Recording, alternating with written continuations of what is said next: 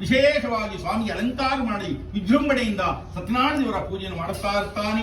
ಇನ್ನೇನು ಮಂಗಳಾರತಿಯ ಸಮಯದಲ್ಲಿ ಒಬ್ಬ ಕಾಟಗ್ರಾಹಿಯು ತಲೆಯಲ್ಲಿ ಹೊರೆಯನ್ನು ಹೊತ್ತುಕೊಂಡು ಕಟ್ಟಿಗೆ ಮಾರು ಬಂತಾನೆ. ಬಾಯಾರಿಕೆಯಿಂದ ಕುಡಿದಂತನಾದ ಆ ಕಾಟಗ್ರಾಹಿಯು ನೀರನ್ನು ಕೇಳುವ ಬಗೆಯಿಂದ ಉಂಟಾಗಿ ಬ್ರಾಹ್ಮಣ ಮನೆಯ ಜಿಗಲ ಮೇಲೆ ಕುಳಿತುಕೊಳ್ಳುತ್ತಾನೆ.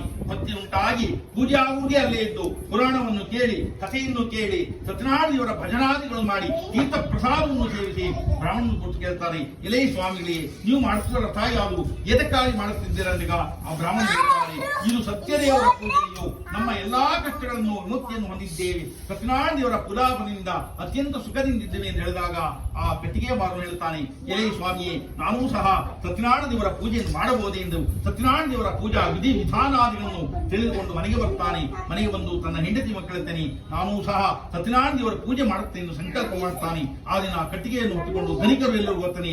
ಆ ದಿನ ದುರ್ಗುಣವಾದ ಲಾಭವನ್ನು ಅಧಿಕ ಲಾಭವನ್ನು ಪಡೆಯುತ್ತಾನೆ.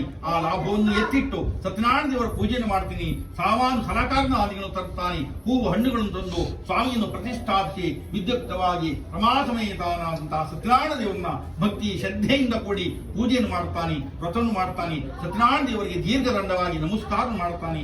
ಈ ಪ್ರಕಾರವಾಗಿ ಆ ಕಟ್ಟಿಗೆ ಮಾರು ವಿಶೇಷವಾದ ಭಕ್ತಿಯಿಂದ ಕೂಡಿದಂತರಾಗಿ ಮನಃಶಾಂತಿಯುಳ್ಳವನಾಗಿ ಅಂತಃಕರಣವುಳ್ಳವನಾಗಿ ಸತ್ಯನಾರಾಯಣ ದೇವರ ಪೂಜೆಯನ್ನು ಮಾಡಿ ಸತ್ಯನಾರಾಯಣನು ಬೆರೆಯುತ್ತಾನೆ. ನಾರಾಯಣಾಯ ವಿದ್ಮಹೇ ವಾಸುದೇವಾಯ ಧೀಮಹಿ ತನ್ನೋ ವಿಷ್ಣು ಪ್ರಚೋದಯಾತ್.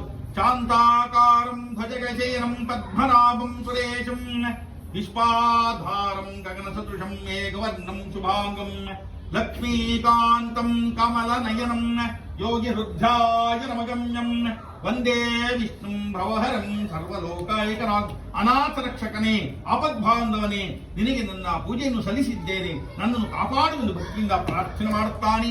ಸತ್ಯನಾರಾಯಣ ದೇವರಿಗೆ ಅತ್ಯಂತ ಪ್ರಿಯನಾಗುತ್ತಾನೆ. ಸತ್ಯನಾರಾಯಣ ದೇವರ ಆಶೀರ್ವಾದದಿಂದ ಆದಿಂದಲೇ ಕಷ್ಟವೆಲ್ಲವೂ ನಿವಾರಣೆಯಾಗುತ್ತಾ ಬರ್ತದೆ. ಈ ಪ್ರಕಾರವಾಗಿ ಸತ್ಯನಾರಾಯಣ ದೇವರ ಪೂಜಾಫಲದಿಂದ ಆ ಕಟ್ಟಿಗೆ ಮಾರನ ಕಷ್ಟಗಳೆಲ್ಲವೂ ಕಳೆದು ಅತ್ಯಂತ ಸುಖದಿಂದಿರುತ್ತಾನೆ. ಕಾಂದಾಪುರಿ ಕಾಕನಿಂದ ಸತ್ಯನಾರಾಯಣ ದೇವರ ಕಥೆಯ 2ನೇ ಅಧ್ಯಾಯ ಮುಕ್ತಾಯವುದು. ಹರಿ ಓಂ.